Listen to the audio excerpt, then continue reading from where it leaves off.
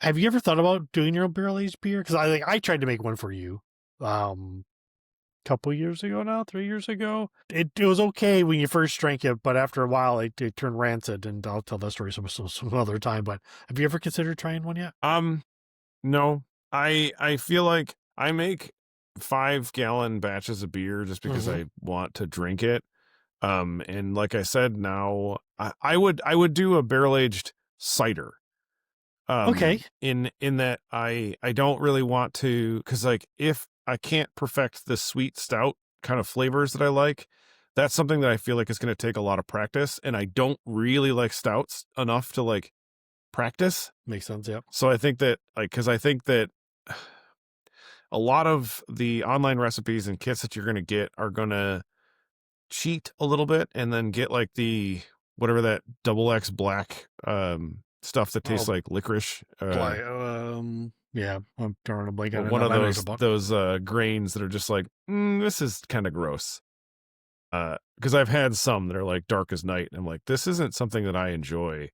So I'm too afraid to like, because it's a big grain day. Like that's like Mm-hmm. 20 pounds of grain for like a 3-gallon batch essentially, Right. to get to a beer that starts at like 12% or 15%, and then like, because you, at least from what I would never probably want to do it in like an actual barrel, because like the little barrels are still like 15 gallons or something, like a barrel that you would use from, well, I don't remember, because we saw that Well, one. Paris, Paris, Kentucky had 5 gallon barrels for like $100.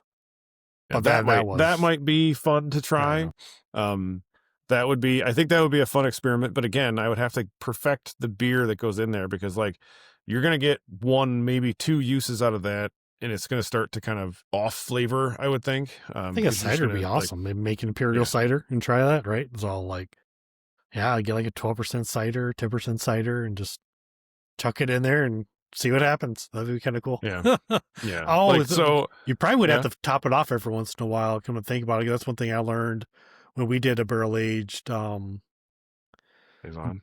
saison that we did that they had to go back and fill it because we lost a lot just to like evaporation and barrels soaking up a bunch and all that kind of stuff though too. So that's something to kind of think about if you ever do go down that route. Yeah, I think I would cheat and do it with like the fried like staves, like where you just like basically bake a stave and then add your bourbon that you like, and Mm-hmm.